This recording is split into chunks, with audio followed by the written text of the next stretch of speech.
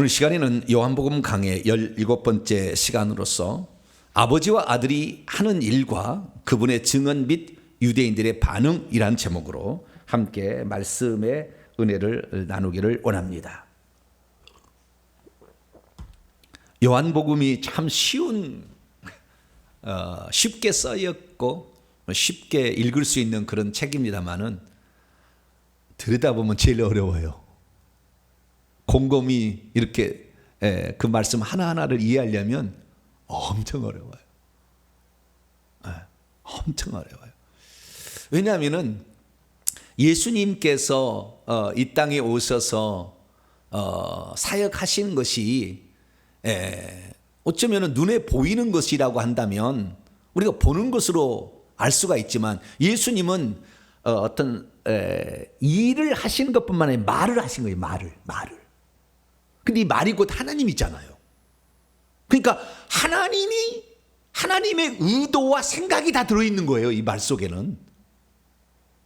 그것도 시간 밖에 계시는 하나님의 음성이 들려지고 있는 거거든요. 예수님은 항상 현재만 살고 있으니까. 그렇기 때문에 우리는 그 시간 밖에서 존재하시며 말씀하시는 그분의 음성을 우리의 시간과 공간 안에 살고 있는 우리가 이해한다는 것이 쉽지 않은 거예요. 그러니까 예수 그리스도의 그 말씀을 우리가 듣기 위해서는 정말 겸손해져야 돼요. 그리고 성령께서 깨우쳐 주실 수 있도록 지혜와 계시의 영이신 성령이 우리 안에 들어와서 우리가 이 말씀을 잘 깨달을 수 있게 해달라는 이런 간절한 사모함, 그리고 어떤 말씀이든지 내가 이전에 알고 있던 말씀하고 성경이 이 말씀하고 있는 바, 이 말씀이 틀렸다 그러면은 과감히 고칠 수 있어야 된다는 말이에요. 과감히. 그럴 각오가 준비되어 있어야 돼요. 한번 내뱉은 말을 영원토록 그것을 맞다고 하려고 결국에 끝까지 그 실수를 인정하지 않은 목회자들이 한둘이 아닙니다. 저는 인정을 할게요. 그렇다고 해서 너무 저를 미워하지 마시고 실망하지는 마시고, 그러나 예전보다 더 주님을 더 깊이 알아서 제가 말씀을 증거하는 거니까. 제가 지지난 주간에 그렇게 얘기를 했었죠. 주일날에 하나님이 아들을 낳았다 이렇게 하니까 목사님 항상 하나님께서 아들로 오셨다 이렇게 하더니 또 아들을 보내셨어요. 물론 보내셨단 말이 성경에 있죠. 그런데 한 분 하나님을 증언하기 위해 그렇게 제가 얘기를 하다가 이제 아들을 낳았고 아들이 왔다 그러니까 이게 깜짝 놀라가지고 그런데 성경에 있는 말이거든요. 그래서 이제는 성경 어떤 말씀도 다 이제는 다 소화시킬 수 있는 그런 말씀으로 지금 가고 있어요. 예전에는 한쪽을 좀 강조하는 거예요. 왜? 너무나 우리가 치우쳐 있었기 때문에. 그러나 이제는 바른 길을 갈 수 있어요. 그래서 요한복음은 심오한 책이다. 쉬운 책이지만 심오한 책이다. 이렇게 아시고 오늘 본문 말씀은 그 유대인들의 논쟁의 첫 번째 논쟁이거든요. 요한복음은 유대인의 말이 70번 나오는데 2번을 제하고 68번이 항상 그냥 부딪히는 거예요. 유대인들이 예수님을 죽이려고 어떻게 하면 끄집어 내리려고 예수 그리스도를 어찌하면 해코지 하려고 하는 그런 사람으로 등장하는데, 그 등장하는 유대인들로서 예수님하고 벌이는 첫 번째 논쟁이에요. 그러니 얼마나 날카롭겠으며, 또한 이 말씀 가운데에 주님께서 그 유대인들이 그래도 있어서 감사하는 건 뭐냐면 질문을 해주니까 우리가 주님을 아는 것이지, 유대인들이 이렇게 꼬장꼬장하지 않고 그냥 다 압니다 그러면 뭔 얘기를 했겠어요? 안 해주잖아요. 그래서 한편으로 유대인에게 감사해요. 왜? 하도 꼬장꼬장하니까 주님께서 아니야 너희들 잘못 알고 있어 이거야 라고 이렇게 가르쳐 주는 거 아니겠습니까? 그래서 한편으로 또 고맙기도 합니다. 유대인들이 고마운데 그들 자체는 뭐 가룟유다하고 똑같은 거죠. 누군가 예수의 팔자가 있어야 되지만 파는 그 자에게는 화가 있는 거죠. 뭐 어쩔 수 없죠. 우리는 좋은 쪽에 늘 서시기를 바랍니다. 어쨌든 이 오늘 아버지와 아들의 관계가 오늘 나오고요. 그 다음에 아들이 어떻게 나는 사역을 하는데 사역의 그 기준, 나는 이것을 기준으로 해서 나는 일하는 것이지 내 마음대로 내 자유로 내 뜻대로 하는 게 아니다. 말도 그런 것이고 행동도 그런 것이다. 어떤 기준이 있다라는 거예요. 기준이. 그래서 그 기준은 무엇인가라는 것을 오늘 살펴보게 될 것이고, 그 다음에 그 기준에 따라서 예수님이 사역하지만 아버지께서 사람으로서, 인간으로서, 또는 먼저는 만세절의 아들로서 먼저 낳으셔가지고 아들을 낳게 될 때 그 아들의 고유 권한이 주어지게 됩니다. 고유 권한이. 그러니까 하나님은 한 분이지만 아들로서 하는 일이 있는 거죠. 아들로서 하는 일이. 예수님께서 보좌 우편에 가셨다는 것은 아직도 아들로서의 하는 일을 가리키는 것이고, 예수님이 보좌에 앉으셨다는 것은 하나님이시다라는 걸 가리키는 거예요. 둘 다 맞는 것입니다. 그런데 한쪽만 알고 있어서 하나님 보좌 앉으셨다, 보좌 우편에서 원수의 발등상 될 때까지 그분이 왕노를 하신다는 그분의 일이 있어요. 중보자로서 일이 있는 겁니다. 아직도 아들로서 해야 될 일이 있을 때, 그때 이 승리의 우편이라는 것을 표현을 쓰고 있는 것이지, 실제는 예수님은 하나님 보좌에 앉으셨다고 요한계시록 3장 21절에 딱 얘기하고 있다 그 말이에요. 그러니까 우리가 성경을 제대로 이해를 하려면 이 한 분 하나님에 대한 것을 정확히 알아야 되고, 또한 그가 아들 되심으로 말미암아 아버지로부터 받은 권한, 한 분 하나님 일하시는 거지만 아들로부터 받은 권한과 권세가 무엇인지를 알아야 돼요. 그게 오늘 나와요. 아들은 이런 일을 하는구나. 아들이 이런 일을. 다는 아닙니다만 일부가 나오는 거예요. 일부가. 예, 이 유대인들과의 대화를 통해서. 그리고 뿐만 아니라 예수 그리스도께서 말이 진실인지 아닌지, 지금 예수님이 말씀하시는 것이 나하고 아버지 이런 관계다, 나는 이런 권한을 가졌다 라고 얘기를 하는데, 이 얘기가 참말인지 아닌지, 그것을 어떻게 증거하겠느냐, 어떻게 이것을 맞다고 말할 수 있겠느냐라는 것에 네 가지 증거가 있다고 예수님 얘기해요. 내가 하는 말이 참이다, 내가 하는 모든 것이 진실하다라는 것을 알려주는 네 가지 증거물이 있다는 거예요. 증거물이.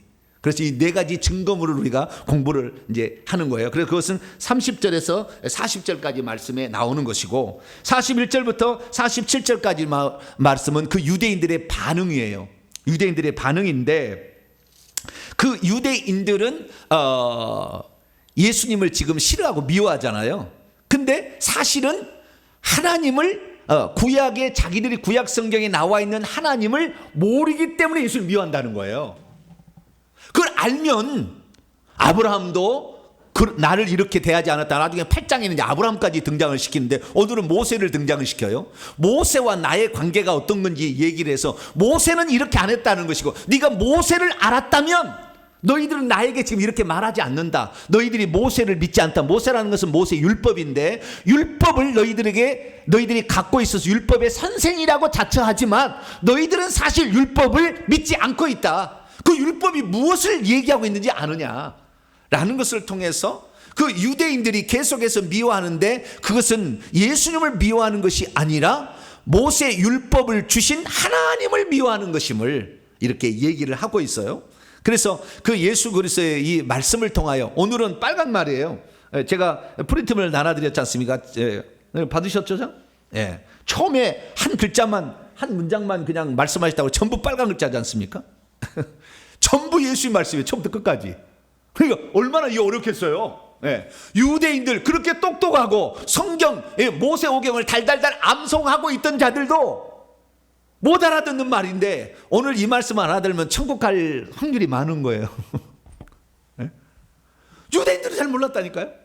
그러니까 우리가 진리에 대해서 사모를 하게 되면 진리가 우리를 자유케 합니다. 할렐루야. 진리가 생명을 주고. 그래서 저는 진리만을 증언하려고 작정을 했어요. 네, 작정을 했더니 하나님께서 그나마 더 많은 것으로 전하는 자에게 그래도 조금 더 은혜를 주시지 않겠어요? 네, 그래서 저는 이제 하나님 말씀을 진리로 전합니다. 네, 그래서 오늘 이 말씀을 통하여서 아버지와 아들의 관계, 그 다음에 아들의 권한, 그 다음에 아들이 말이 참이라는 증거, 예. 그 다음에 구약 성경에서 모세 율법이 말하는 것, 예. 모세와 예수님의 관계, 여기까지 오늘 공부를 한번 해보도록 하겠습니다. 오늘도 만만치는 않지만, 예. 그러나 쉽게 제가 설명을 해보려고 합니다. 예. 그래서 잘 나가시기 바랍니다. 자, 그러면 먼저 아버지와 아들의 관계에 따른, 아들은 어떤 사역의 표준을 가지고 지금 일하고 있는지. 자, 이걸 먼저 오늘 19절부터 29절까지 말씀을 통해서 먼저 보겠는데요. 이걸 들어가기 전에 왜 이것이 나왔는지를 알아야 돼. 이 말이 지난주에 우리가 공부했던 38년 된 중풍병자 제3표적이었죠. 제3표적을 예수님이 일으켰는데 왜 38년 된 중풍병자를 일으켰느냐? 예수님이 아주 의도적으로 유대인들을 무진장 사랑해서 그들을 향한 베푼 것을 오해를 하고 안식일을 어겼다고 하고, 그 다음에 그 안식일 논쟁 때문에 아버지께서 일하니 나도 일한다는 말을 해가지고 네가 사람인 주제에 하나님인 채 하느냐 라는 것까지 해가지고 예수님하고 지금 유대인들이 폭발을 한 거예요. 그러자 예수님께서 너희들이 오해하였도다 라는 것을 그들로 알려주기 위하여 오늘 본문 말씀을 얘기하고 있는 거예요. 그러니까 예수님은 지금 유대인들을 사랑해서 유대인들을 구원하려고 먼저 이스라엘 집에 잃어버린 양에게 와서 하늘의 좋은 소식을 전해주려고 하지만 그들이 준비하지를 못해서, 깨닫지를 못해서 그 그릇이 안 돼서 결국에 예수의 말씀을 오해하고 있고 예수님의 사역을 아주 나쁘게 몰아가고 있다 그 말이에요. 그럼 왜, 제가 지난주에 그랬지 않습니까? 왜 38년 된 그 베데스다 목가에 있는 그 사람들 중에서 왜 38년 된 아주 오래된 이 사람을 고치려고 했냐 이거죠. 그래서 우리는 이 사실을 하는데, 원래는 베데스다가 아니고 베드자다라고 했죠. 베드자다, 올리브의 집이었죠. 근데 어쨌든 뭐 그게 베데스다, 베헤세드죠. 긍휼의 집으로 바뀌었지만 어쨌든 베데스다 목가에 있는 이 38년 중풍병자, 이걸 고친 것은 다른 게 아니었어요. 이스라엘 민족이 이제 하나님이 징계를 받아 죄를 지어가지고 우상 숭배하다 죄를 지어가지고 38년 동안 가데스 바네아에서 이스라엘 민족이 정탐꾼 보내서 죄를 하나님께 불신하고 불평해가지고 그 다음에 38년 동안 광야에 뺑뺑이 돌이잖아요. 그래서 광야의 생활을 다 38년이 지난 거죠. 그러니까 이제는 너희들을 놓아주려고, 너희들의 해방을 주고 너희들을 참 자유케 하려고 내가 왔다라는 것을 알려주려고 예수님은 38년 된 중풍병자, 스스로는 절대 일어날 수 없는, 그래서 긍휼이 있어야만이 되는 이스라엘 민족의 영적 상태를 그대로 진단하시고 예수님께서 그 38년 된 중풍, 이제는 낫게 하셔 안식을 주고 너희들을 참 이제는 행복해 주겠다 이렇게 예수님이 했는데, 예수님 이렇게 했었으면 얼마나 기뻐하겠어요. 우리를 구원하러 하나님께서 오셨구나 라고 해야 될 텐데 유대인들은 어떻게 반응했느냐? 자기들한테 문제가 있으면 안 오고 예수님께 가는 것이 싫어가지고 미워하고 시기 질투해가지고 어떻게 하면 꼬투리를 잡아볼까 하는데 그날이 무슨 날이었어요? 안식일 날이었잖아요. 그래서 안식일을 꼬투리를 잡아가지고 네가 안식일에 하지 못할 일을 이렇게 하냐, 다른 날에 고칠 것이 왜 안식일을 하냐, 안식일을 어기는 자는 하나님께도 온 자가 아니다 뭐다 하면서 예수님은 이제 그렇게 막 트집을 잡는 거죠. 그때 예수님께서 말씀하시기를 내가 너희에게 안식을 주기 위해서 너희가 부르는 하나님이라고 부르는 하나님이 안식을 주기 위해서 안식일도 하나님은 일하시고 있다. 그래서 나도 일한다. 너희들이 안식을 주러 왔다. 그 마귀에게 눌려가지고 18년 동안 꼬부라 조금도 펴지 못하는 자에게 안식일에 일해함으로 안식일을 자유케 하려고 왔는데 안식일 일한다 뭐 한다냐, 그런 그 사건도 있었지 않습니까? 그래서 주님께서 일하신다 그랬더니 유대인들이 이제 오해를 해가지고 예수님은 안식일도 범하고 하나님을 아버지라고 함으로 신성 모독죄를 지었다라고 얘기를 했을 때 예수님께서 아버지와 아들이 어떤 관계가 있는지, 그리고 왜 이 사역을 하게 되는지에 관하여 말씀을 하고 있습니다. 자, 그럼 19절부터 29절까지 말씀을 먼저 원문으로 쭉 한번 제가 간단한 해설과 더불어서 읽어드리고 그 다음에 중요한 것을 설명해 드리겠습니다. 자, 19절부터 봅니다. 그러므로 예수께서 대답하셨다. 그리고 그분이 말씀하셨다. 이후부터는 전부 빨간색이에요. 예수님 말씀입니다.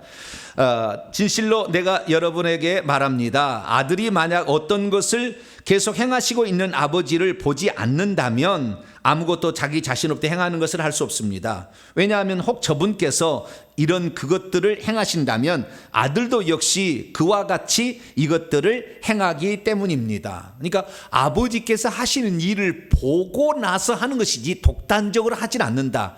그 아들의 사역의 원칙을 제시하고 있는 거죠. 20절. 왜냐하면 아버지께서 아들을 사랑하시기 때문이며, 그리고 아버지는 그분 자신께서 행하신 바 모든 것들을 아들에게 보여주시기 때문입니다. 또한 그분 자신께서 행하시는 이런 것들을, 그리고 이것들보다 더 큰 것들을 그에게 일들로 장차 보여주실 것입니다. 이는 여러분 자신들이 기 여기고 있도록 하기 위함입니다. 여기에 보게 되면 앞으로 이것들보다 더 큰 일들을 보여주신다라고 얘기를 했는데, 이것들이라는 것은 지금 가버나움의 왕의 신하의 아들을 고친 것, 죽으려고 하는데 살려준 거 있지 않습니까?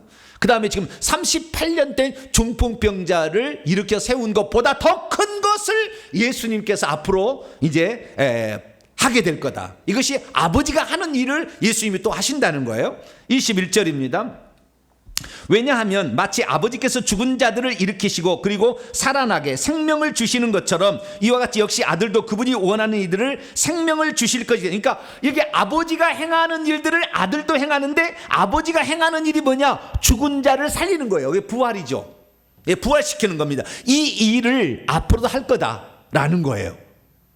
그래서 이 부활이라는 것의 예표로서 나인성 과부의 아들을 고치고 백부장의 딸을 살리고, 백부장의 딸을 살리고 나인성 과부의 아들을 살리고, 그 다음에 나사로를 살렸지 않습니까? 3번에. 이것은 샘플이고 진짜가 아니고 또 죽으니까 진짜는 부활시키는 일을 예수님이 할 것이라는 것을 얘기를 하고 있죠. 22절. 왜냐하면 아버지께서도 아무도 심판하지 아니하고 오히려 모든 심판을 아들에게 주신 채 있기 때문입니다. 이 부활 생명은 심판 후에 주어질 겁니다. 그래서 아들이 됨으로 말미암아 하나님께서 주신 두 가지 그 사역 권한이 있는데, 그것은 부활로 생명을 주는 것과 하나는 심판하는 거예요. 두 가지입니다. 이것이 아들이 해야 될 일이에요.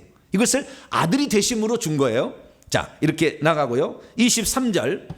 이는 모든 이들이 아들을 존경하도록 하기 위함입니다. 그들이 아버지를 존경하고 있는 것 같이 아들을 존경하지 아니하는 자는 그분을 보내셨던 아버지를 존경하지 않고 있는 것입니다. 그러니까 아들에게 이렇게 하는 것은 아버지를 유대인들이 존경했던 것처럼 아들도 존경하도록 아들에게 권한을 줬다는 것이죠. 24절. 그래서 내가 진실로 여러분에게 말합니다. 내 말을 듣고 있는 자, 그리고 나를 보내셨더니 하나님을 믿고 있는 자는 영생, 시대의 생명이죠. 영생을 가집니다. 그리고 그는 심판 안으로 가지 않습니다. 오히려 사망에서부터, 여기 사망에서 에크리하기 때문에 사망의 속에서부터 우리를 생명 안으로, 생명은 예수님이죠.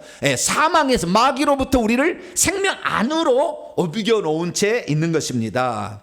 25절. 진실로 나는 여러분에게 말합니다. 때가 오고 있다는 것을. 무슨 때가 온대요?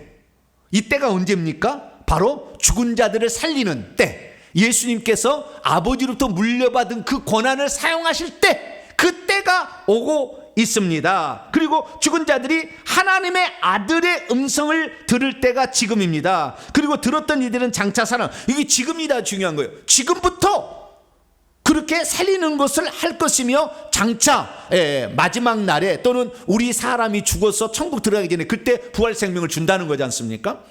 그래서 많은 사람들이 이제 착각하는 것들을 여기에서 분명히 얘기하고 있는데, 사람이 죽으면 무덤 속에 잠자고 있는 것으로 아는데 그거 아니라는 거예요. 즉시 하나님이 지금도 그렇게 하신다라는 것을 말씀하고 있는 거예요. 26절. 왜냐하면 아버지께서 자기 자신의 생명을 가지고 있는 것 같이 이와 같이 그분이 아들에게도 생명을 주었기 때문이다. 자기 안에 생명을, 그러니까 아버지가 생명을 가진 것처럼 아들에게 생명을 주어서 아들도 생명을 가지고 있는데, 그 생명으로 다른 사람에게 생명을 주시고 또한 죽은 자도 부활 생명으로 살려낸다, 이런 거겠죠. 그 다음 27절. 그가 사람의 아들이기 때문에 그분이 그에게 심판을 계속 행하도록 권세를 주셨습니다. 여기에 지금 25절에는 하나님의 아들이 나오고 27절에는 사람의 아들이 나와요. 하나님의 아들은 만세전에 만물이 있기 전부터 낳은 아들을 하나님의 아들이라고 그런 것이고, 그리고 천지 만물을 창조하시고 동정녀 마리아의 몸에서 태어날 때 사람의 아들이 되는 거예요. 그게 하나님의 아들의 개념과 사람의 아들의 개념은 시간적으로 봤을 때는 어마무시한 차이가 있는 겁니다. 만물이 있기도 전에 있던 그 아들은 하나님의 아들이라고 불리는 것이고, 그리고 동정녀 마리아의 몸에서 태어날 때는 사람의 아들이니까. 그래서 예수님이 인성을 지니시고 이러한 많은 고충과 고뇌와 많은 어려움을 견디심으로 말미암아 심판하는 권한까지 하나님이 주신다. 하나님의 아들은 생명을 주시는 권한이 있었는데 사람의 아들이 됨으로 말미암아 심판하는 권한까지 맡아서 나중에 예수님이 재림하실 때 보좌에 앉아서 누가 심판하느냐, 요한계시록 20장에 보게 되면 예수님이 거기 앉아 심판해요. 왜? 사람이셨기 때문에. 인자가, 그래서 맨날 마태복음 읽어보세요. 인자가 자기의 아버지의 영광으로 올 때, 이 인자는 사람의 아들이지 않습니까? 사람의 아들이 아버지의 영광으로 올 때 자기의 보좌에 앉아 이스라엘 12지파를 심판하는지 양과 염소를 심판한다. 그 인자란 말이 나오는 것이, 예수님이 이 땅에 그 사람으로 살아갔으니까 여러분도 사람으로 살아가면서 어려운 고충들을 잘 이겨내고 하나님의 뜻을 준행한다면 여러분에도 심판하는 권한이 주어지는 거예요, 나중에. 할렐루야. 네. 그래서 그렇다는 말이 여기서 지금 나오고 있고요. 자, 28절. 여러분은 이것을 기이 여기고 잊지 마십시오. 무덤 속에 있는 모든 자들이 그분의 음성을 작자 들을 바로 그런 시각 안에서 시각이 오고 있다는 것을 기이 여기지 마십시오. 그러니까 이거 뭡니까? 무덤 속에 있는 자들이 이것 때문에 실제적으로 예수님은 영적으로 얘기를 하고 있는데, 그러니까 우리의 육체 속에 속사람이 있는 거 아니에요? 속사람이 있는데 이 육체를 무덤이라고 주님이 표현하고 있는 거예요. 이 무덤 안에 사람이 들어있는 거죠. 속사람이. 이게 주님의 음성을 들으면 생명을 얻으려고 살아난다, 그 말이에요. 꼭 식물하고 똑같은 거예요. 이 식물이 씨앗이 있는데 이 씨앗이 죽었는지 살았는지 알 수 없잖아요. 해바라기 씨 있잖아요. 해바라기 씨. 해바라기 씨가 이게 살아있는지 죽었는지 죽은 것 같아요. 그죠? 그런데 물을 주면, 온도가 맞으면 그게 살아나잖아요. 근데 마찬가지예요. 우리의 속사람의 영혼이 생명이 없는 사람들이 생명을 주러 오시는 예수님의 음성을 들으면 이게 살아나는 거예요. 이게. 그것을 지금 말하는 것이지, 무덤 속에 있는 자, 사람이 죽으면 무덤의 시체 속에 영혼이, 속사람이 거기 있지 않아요. 그런데 지금도 있다고 생각해서 무덤을 비석을 세우고 멋지게 하는 이런 사람들이 있잖아요. 우리나라는 더 그랬죠. 어리석으니까.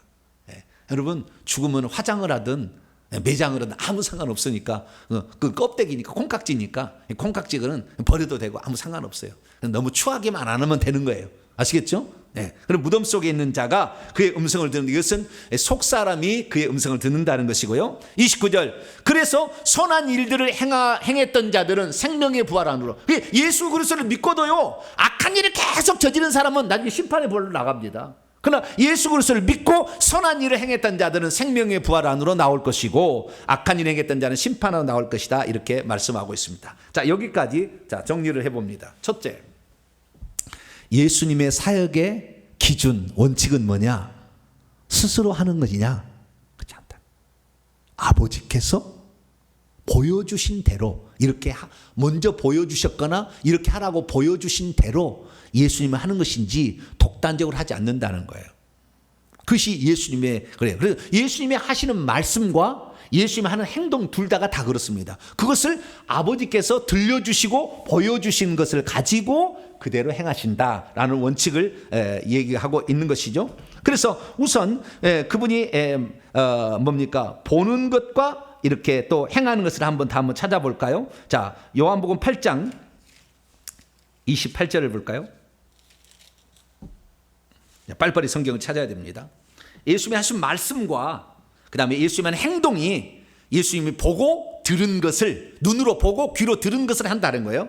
자, 요한복음 8장 28절을 읽습니다. 시작. 이에 예수께서 이르시되 너희가 인자를 든 후에, 사람의 아들을 든 후에 내가 그인 줄을 알고 또 내가 스스로 아무것도 하지 아니하고 오직 아버지께서 가르치신 대로 이런 것들을 말하는 줄도 알고. 아버지께서 그렇게 말씀하시는 것을 안다는 거예요. 자, 8장 나왔으니까 38절. 또 읽어볼까요? 시작. 나는 아버지에게서 본 것을 말하고 너희는 너희 아버지에게서 들은 것을 행한다. 이게 본 것을 말하고 들은 것을 말한다라는 사실을 알 수가 있죠. 요한복음 12장에 또 넘어가 볼까요? 계속 그렇게 나와요. 유대인들이 계속 논쟁이 못 알아들으니까 계속 얘기할 수밖에 없어요. 12장 49절로 50절 결정탑니다.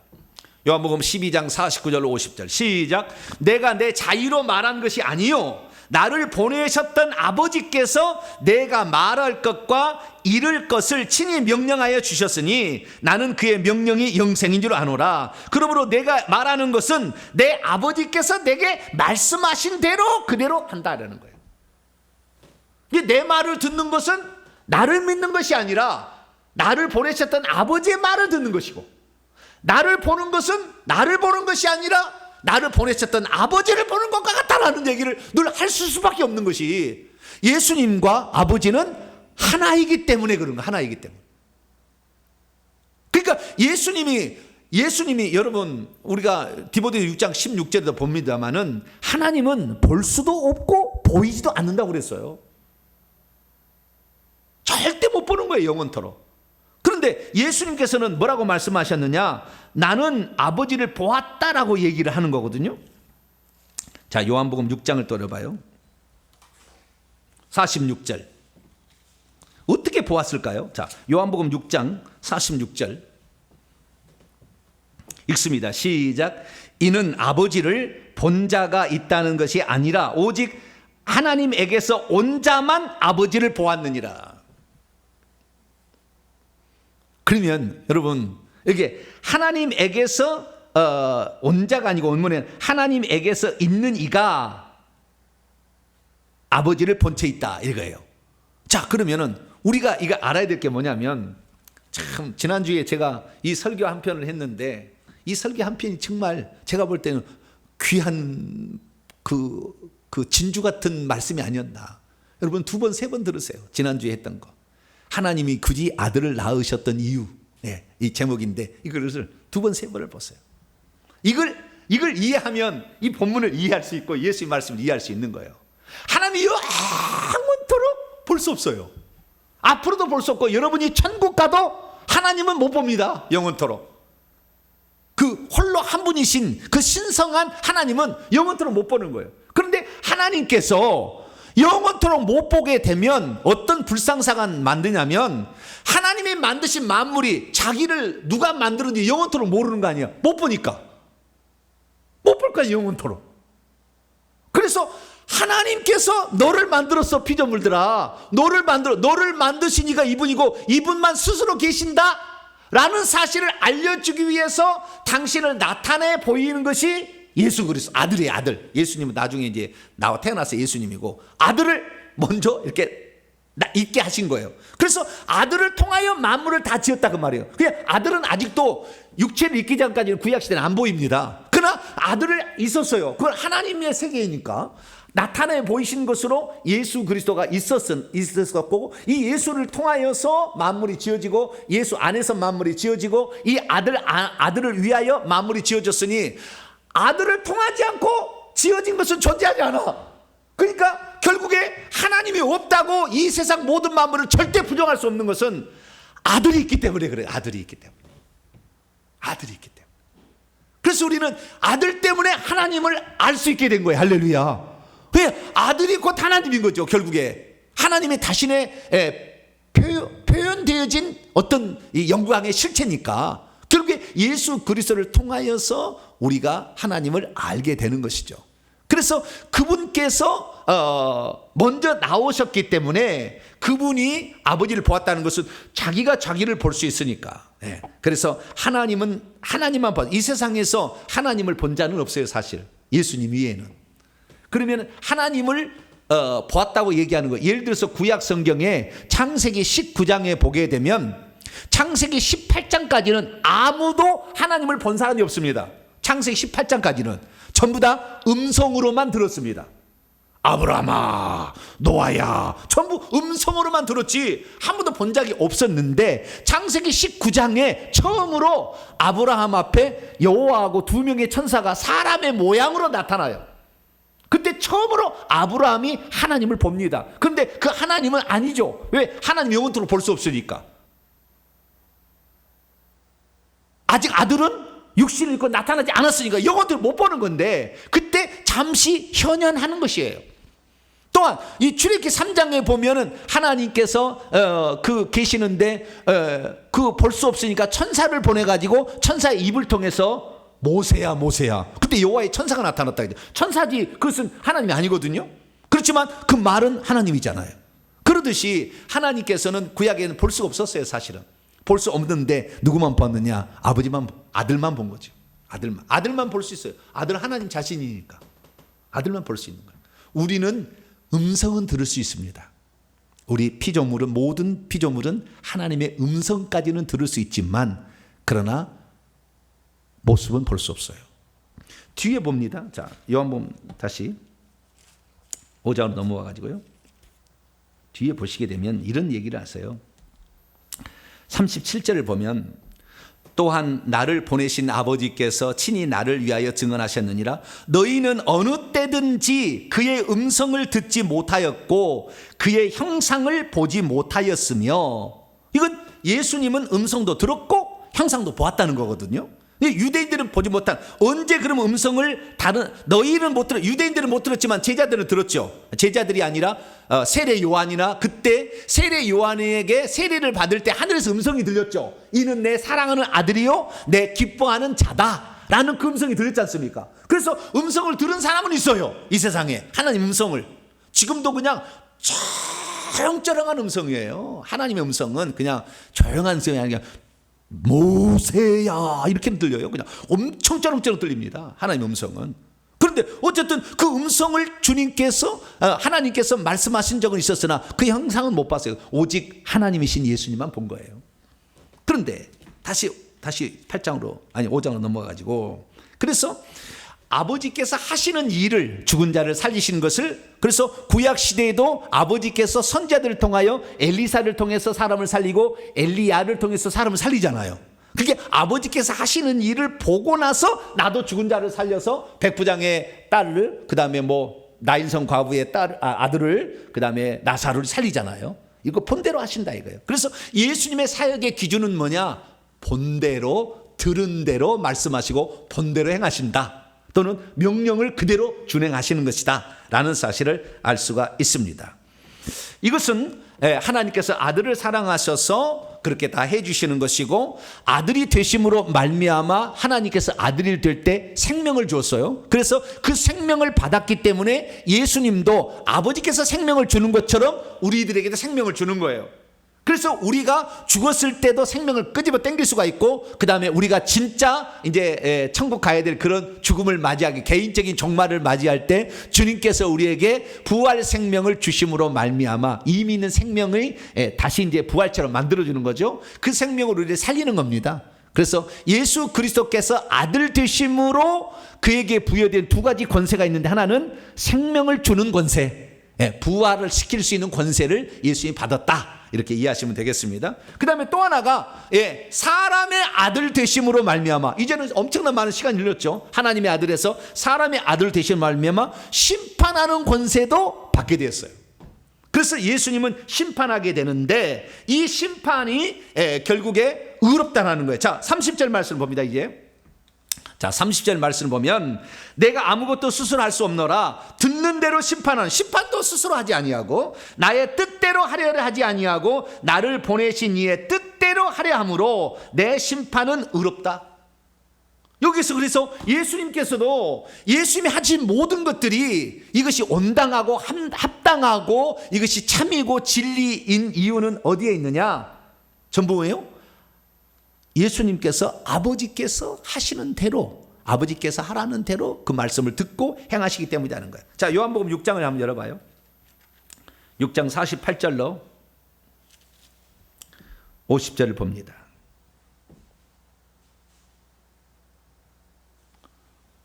요한복음 6장 48절로 50절 시작. 내가 곧 생명의 떡이니라. 너희 조상들은 광야에서 만나를 먹었어도 죽었거니와 이는 하늘에서 내려온 떡이니 사람으로 먹고 죽지 아니하. 이것은 생명에 관한 건데 제가 성경 구절을 잘못 써놨네. 8장으로 넘어가야 될 것 같습니다. 8장 16절. 8장입니다. 8장 16절 읽습니다. 시작. 만일 내가 판단하여도 내 판단이 참되니 이는 내가 혼자 있는 것이 아니요 나를 보내신 이가 나와 함께 계심이라.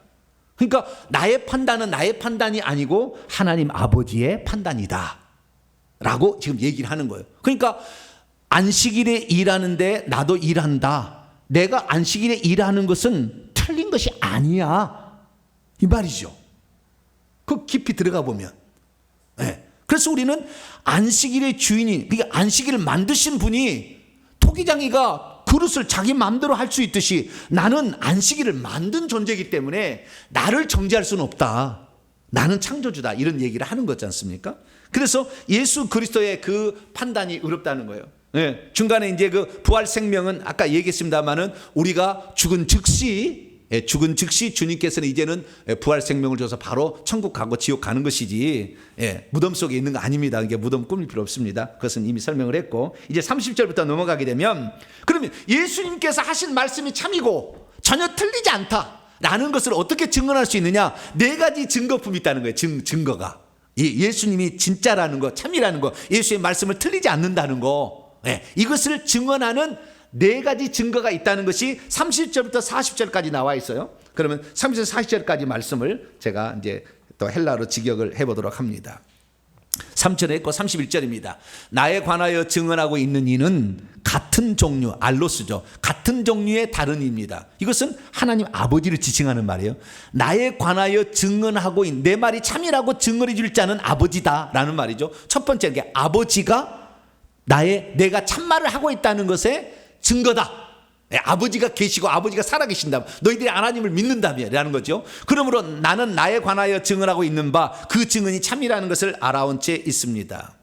32절, 여러분 자신들은 두 번째 증거인데 세례 요한의 증거예요. 세례 요한을 향하여 파송한 채 있습니다. 그러나 그는 진리로 증언을 했는데요. 그런데 나 자신은 이런 세례 요한 같은 사람에게 증언을 취하지 않습니다. 오히려 나는 여러분들이 구원받게 하기 위해 이것들을 말하고 있을 뿐입니다. 35절, 저희 세례 요한은 불붙고 있는, 그리고 비치고 있는 등잔불로 있어 왔습니다.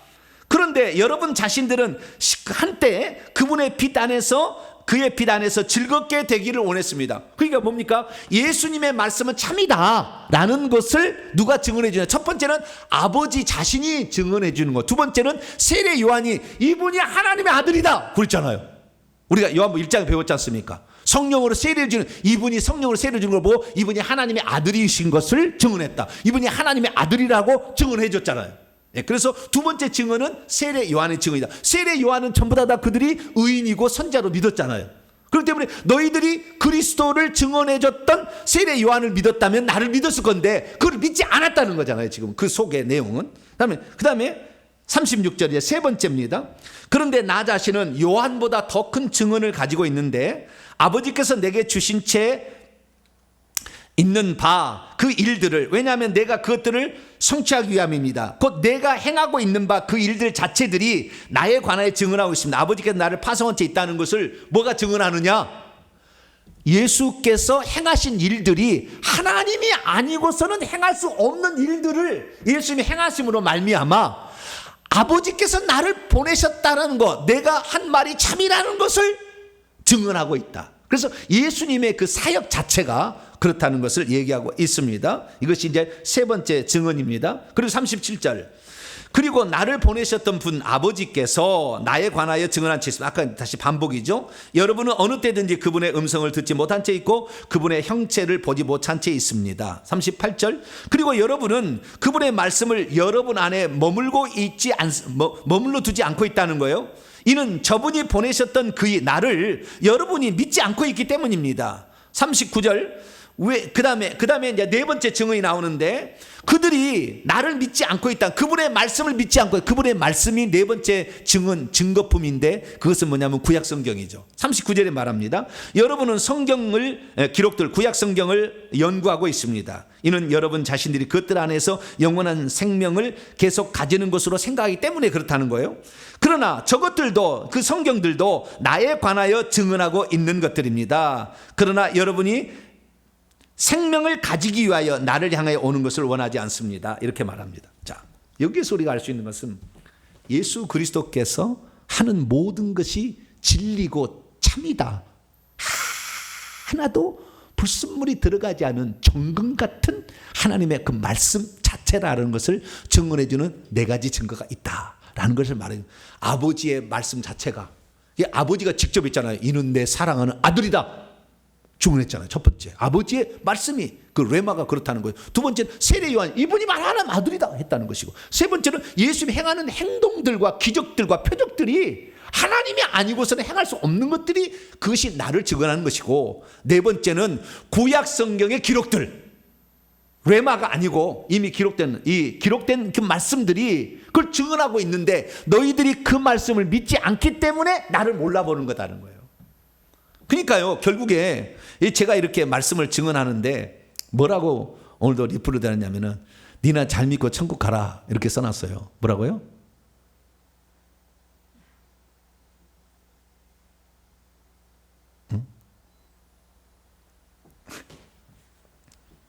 그러니까 모르는 거예요, 절대. 그분은 제가 봤을 때는 그런 판단을 내렸다고 한다면 진짜 성경을 그가 알고 있을까? 물음표를 한번 던져봐야 돼요. 물음표를 던져봐야 돼요. 이걸 모를 수가 없어요, 말씀을 들어보면은. 근데 말씀을 듣고도 그 생각을 하고 있다는 것은 다른 생각에 지금 교리에 딱 짜여 있는 거예요. 그걸 틀리되게 얘기한다는 거지 않습니까? 회개해야 천국 간다. 우리가 결국에 이 기름 등불 준비하지 않으면 혼자체 못 들어간다. 그 얘기 밑에다 니프를 쓴 건데, 그 얘기인데, 그러니까 행위로 구원을 받았으니까 니나 잘 믿고 천국 가라 이렇게, 그렇게 해가지고 이렇게 얘기하는 거 아닙니까?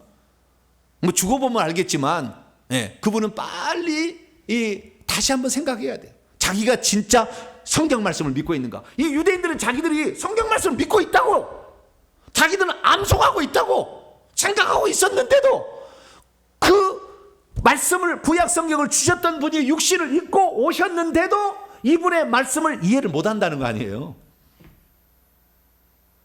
그 구약 성경을 그렇게 그들이 읽고 달달달. 자, 구약 성경에 처음부터 얘기하면 창세기 1장에 말씀으로 계신 분이 예수님이잖아요.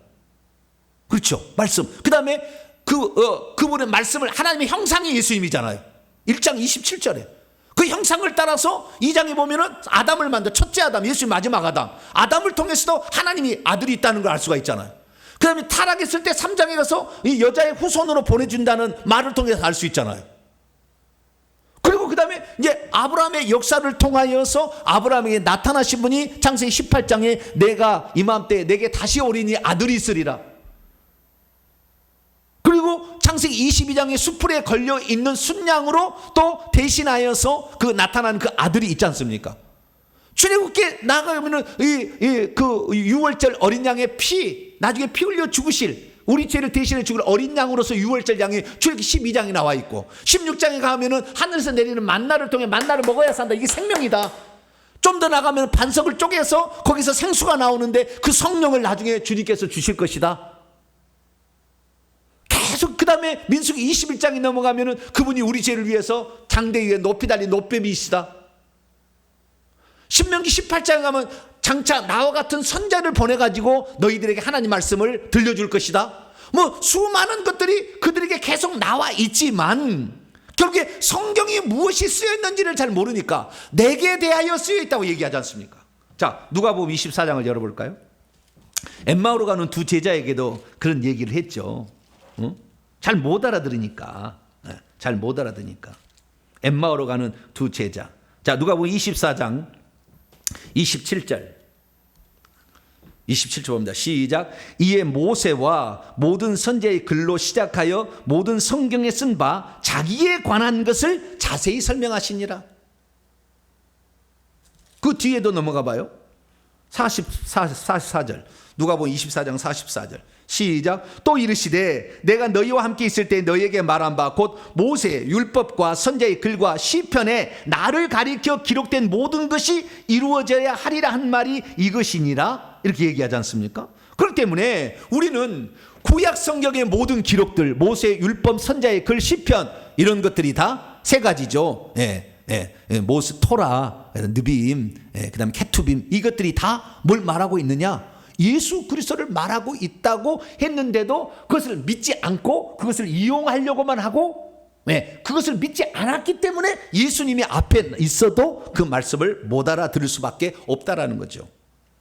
이 나다나엘도 나다나엘에게 그 빌립이 얘기할 때도 그런 얘기했습니다. 요한복음 1장 45절에 빌립이 나다나엘을 찾아 이르되 모세가 율법에 기록하였고 여러 선지자들이 기록한 그 일을 우리가 만났다. 이렇게 얘기하므로 빌립도 이 구약 성경이 예수 그리스도를 얘기하고 있다는 것을 얘기했지 않습니까?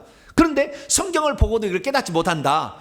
바울이 이 사도행전 9장 이전까지는 똑같아서 유대인들하고 그렇게 율법의 선생이었으나 예수 믿는 것도 미쳤다겠고 나사렛 예수 저거 다 돌았다 저것들 그 나사렛 이단 저것들 완전 미쳤다 이렇게 생각했다는 거예요. 그렇게 성경을 알아도 그것이 누구를 위하여 기록되는지를 모르니까 결국에 사도행전 9장 이전에 사울, 그래서 예수 믿는 사람을 잡아 가두고 감옥에 가두고 때리고 거짓 증언하게 만들고 심지어 죽이고 이런 일들을 했던 것이죠. 그런데 예수님을 딱 만나는 순간 주여 당신이 누굽니까? 이걸 우리는 일평생에 한 번은 던져야 돼요. 주여 당신은 대체 누구십니까? 이미 죽었는데 어떻게 나타날 수? 여러분 죽은 사람은 나타날 수 없어요. 이 세상에 죽었는데 나타난다는 사람 한 사람도 존재하지 않아요. 그래서 석가모니나 무함마드가 한 번도 안 나타난 거예요. 그러니까 간증이 없는 거예요. 그러면 예수님이 직접 나타났다는 사람이 얼마나 많아요. 본 사람이. 주여 당신은 누굽니까? 당신은 나타날 수 없는 사람인데. 그때 무소부재하신 어디에나 계신 하나님을 바울이 딱 만난 거잖아요. 아, 예수님은 하나님이셨구나. 하나님이니까 이게 가능한 거예요. 하나님이 아니고 어떻게 예배를 동시에 다 받으실 수가 있습니까? 어디 하나에 가면 하는 거 없지. 그래서 우리가 성경을 읽을 때마다 이 부분은 예수 그리스도에 관하여 주님이 설명하는 거예요. 이게 구약의 모든 이런 먹는 것, 부정한 것, 제사 전부 다 레위기 다 읽어보면 전부 예수님 설명하는 거잖아요. 레위기 16장에 그 아사셀양 속죄일 전부 다 예수님 얘기하는 거잖아요. 그래서 우리는 이 성경을 아니까 이렇게 알지만 유대인들은 성경을 읽을 때 믿으려고 하는 것이 아니라 그것을 이용해서 남을 심판하고 판단하려고만 생각하니까 그렇게 안 됐다는 거예요. 우리는 성경을 읽을 때 그분이 예수 그리스도를 믿고 그분을 누리시게 되길 축원합니다. 자, 이제 41절부터 마지막 절까지 47절까지 말씀은 모세, 그들이 신뢰하고 그렇게 따랐던 모세 율법마저도 내게 대하여 기록한 책이다. 그런데 유대인들은 계속해서 그 모세 율법을 믿지 않았기 때문에 예수님을 미워하고 핍박한다라는 그런 내용입니다. 자, 41절부터 그런 원문을 또 보도록 합니다.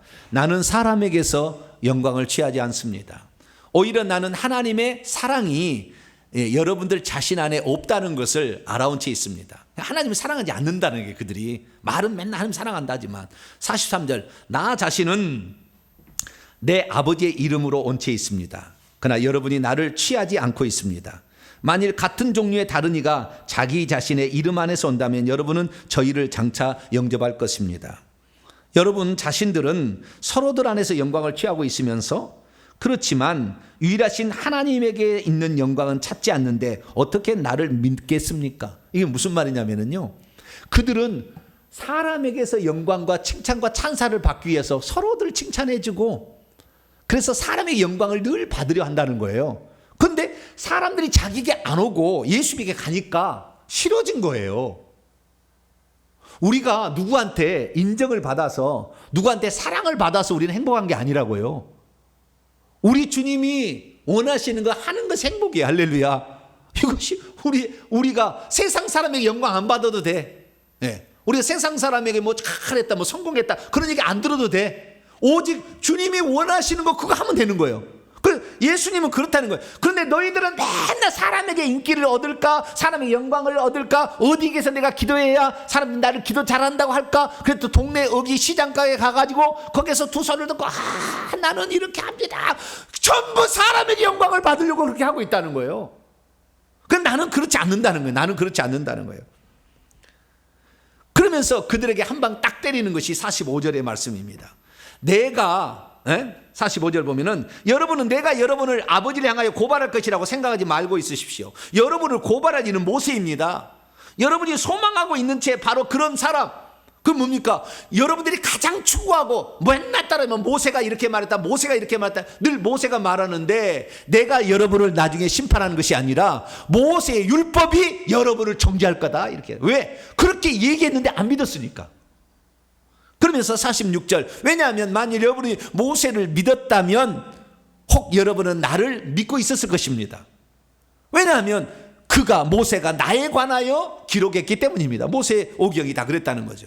그런데 만일 여러분이 저희의 문서, 모세가 썼던 문서들, 창세기, 출애굽기, 레위기, 민수기, 신명기를 믿지 않고 있는데 어떻게 나에게 속한 입말씀, 내가 너에게 직접 얘기한, 하나님 와서 직접 말씀하는, 기록된 말씀이 아닌 직접 이 말씀하는 레마들을 여러분 믿겠느냐라고 얘기를 하는 거예요. 그러니까 유대인들은 모세를 그렇게 이용했고, 모세가 뭐라고 얘기했다, 모세가 안식일을 지키라고 했다, 모세가 뭐라고 했다, 맨날 모세가 얘기하는데 그들을 나중에 정죄할 자는 모세의 율법이라는 거예요. 그걸 모른다는 거잖아요. 그래서 우리는 그렇구나, 우리가 정말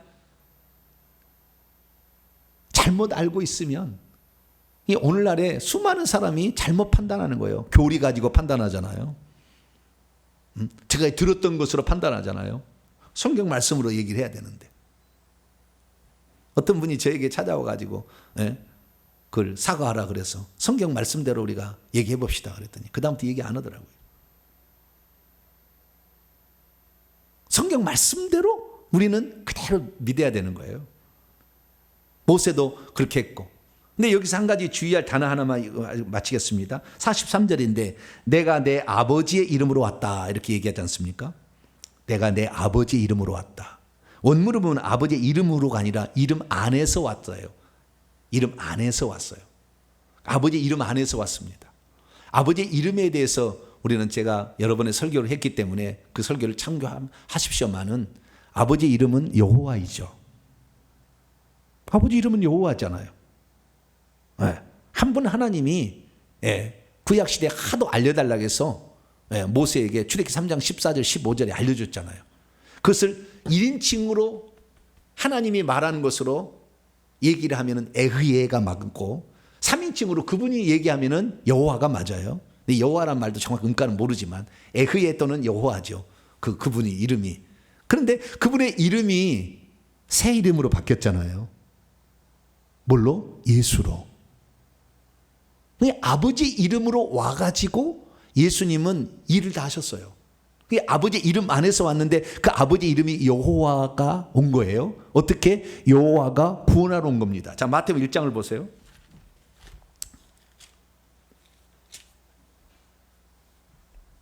마태복음 1장 21절로 22절 읽습니다. 마태복음 1장 21절로 22절 시작. 아들을 낳으리니 이름을 예수라 하라. 이는 그가 자기 백성을 그들의 죄에서 구원할 자이심이라 하니라. 이 모든 일이 된 것은 주께서 선자로 하신 말씀을 이루라 하심이 이르시되 23절까지 보라 처녀가 잉태하여 아들을 낳을 것이요 그의 이름은 임마누엘이라 하리라. 임마누엘은 뭐냐면 하나님이 우리와 함께 계시다. 그러니까 하나님이 우리와 함께 하기 위해서 아들을 보내준다라는 거잖아요. 아들로 오신다는 거잖아요. 근데 아들은 뭐 하러 가느냐? 자기의 백성을 그들의 죄에서 구원하는 거예요. 여러분, 이 세상의 모든 백성이 하나님의 백성인데 예수님이 하나님이니까 자기의 백성이에요. 자, 요한복음 1장을 또 넘어가 봐요. 요한복음 1장 11절 보세요. 시작. 자기 땅에 오매 자기의 백성이 영접하지 아니하. 이게 이 세상이 누구 땅이에요? 예수님이 창조했기 때문에 예수님의 땅이고 이 세상의 모든 것은 예수님의 형상을 따라 아담이 지어졌고 아담의 후손이기 때문에 이 세상 모든 사람은 다 예수의 백성입니다. 하나님의 백성이 곧 예수의 백성이죠. 그러니까 이 예수님께서 하나님의 이름 안에서 왔다는 것은 구약에 굳이 표현하자면 여호와의 이름 안에서 왔는데 여호와가 구원하러 오셨다. 이게 여호와에다가 야샤 구원이라는 것을 합치게 되면 예수가 되는 거예요. 그래서 예수라는 그 이름은 여호와가 구원하러 오셨다라는 것을 표현하는 겁니다. 그러니까 예수라는 이름 안에 아버지 이름이 들었어요. 그래서 예수라는 이름은 아버지의 이름의 완전체예요. 그렇기 때문에 신약 성경에 단 한 번도 여호와라는 이름이 안 나오는 거예요. 왜? 예수라는 이름으로 이제는 새 이름이 되었으니까. 새 이름이 되었으니까. 그래서 신약 성경은 여호와의 이름이 안 나오는 거예요. 한 번도. 왜? 예수 안에 여호와가 구원자로 오신 분이 이분이다 라는 것을 표현해 주고 있는 거니까. 그래서 우리는 아버지의 이름으로 예수님이 오셨다라는 것은 여호와의 이름 안에서 예수님이 오셔가지고 구원하셨다 그런 뜻이에요. 그래서 우리는 예수 그리스도만을 구원자라고 믿는 거잖아요. 한 구절 마치고 이제 마치겠습니다. 요한복음 17장 6절. 요한복음 17장 6절 시작. 세상 중에서 내게 주신 사람들에게 내가 아버지의 이름을 나타내었나이다. 그들은 아버지의 것이었는데 내게 주셨으며 그들은 아버지의 말씀을 지켰나이다. 예수님 이 땅에서 여호와의 이름으로, 그러니까 전능자의 이름이잖아요. 전능자의 이름과 권세로서 하나님의 나라에 들어갈 자들을 지키시고 보호하시고 이렇게 했다라는 것을 말해주고 있어요. 그 다음에 11절로 12절 또 보세요. 그 밑에 나는 세상에 더 있지 아니하오나 그들은 세상에 있사옵고 나는 아버지께로 가옵나니 거룩하신 아버지여 내게 주신 아버지의 이름으로 그들을 보존하사 지켜주시고 우리와 같이 그들도 하나가 되게 하옵소서. 내가 그들과 함께 있을 때 내게 주신 아버지의 이름으로 그들을 보호하였습니다. 그리고 지켰습니다. 그 중에 하나도 멸망하지 않고 다 멸망의 자식부인데 이는 성경을 응하게 하려 하심입니다. 그리고 26절 내가 아버지의 이름을 그들에게 알게 하셨다. 아버지의 이름은 여호와예요. 근데 그 아버지의 이름이 아버지께서 이제는 아들로 오셨으니까 우리는 아들의 이름 예수 안에 여호와가 이미 들었으니까 나를 본 것은 아버지를 본 것이고 생명을 얻으려면 나에게 오라. 내 안에 아버지가 계시다. 이렇게 얘기한 거예요. 그래서 우리는 예수를 믿는 것은 아버지를 믿는 것이고 예수를 영접하는 것은 아버지를 영접하는 것이고 예수의 말씀을 신뢰하는 것은 아버지의 말씀을 신뢰하는 거예요.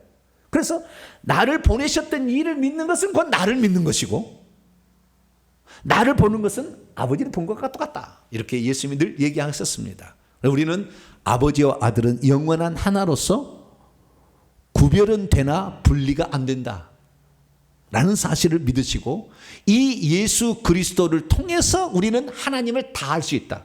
그래서 요한복음 1장 18절에 누구든지 하나님을 본 사람이 없을 때 아버지의 품속에 있는 독생하신 하나님이 자기를 계시하신 거예요.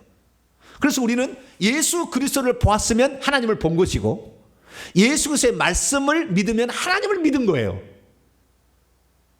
예수 그리스도는 하나님이 누구신지를 나타내는 완전체이기 때문에 이분을 통해서만 구원이 있는 것이고 이분을 통해서만 아버지께로 갈 수 있는 것이고 이분을 통해서만 생명을 얻을 수 있어요. 그래서 초대교회 성도들은 예수님만 경배를 한 거예요. 왜? 이분이 하나님이니까. 유대인들이 어떻게 그분 앞에 경배를 하겠습니까? 유일하신 하나님 그분만을 여호와만 믿는데 예수님이 여호와께서 육신을 입고 오신 분이라고 믿었기 때문에 예수님께 경배를 한 거예요.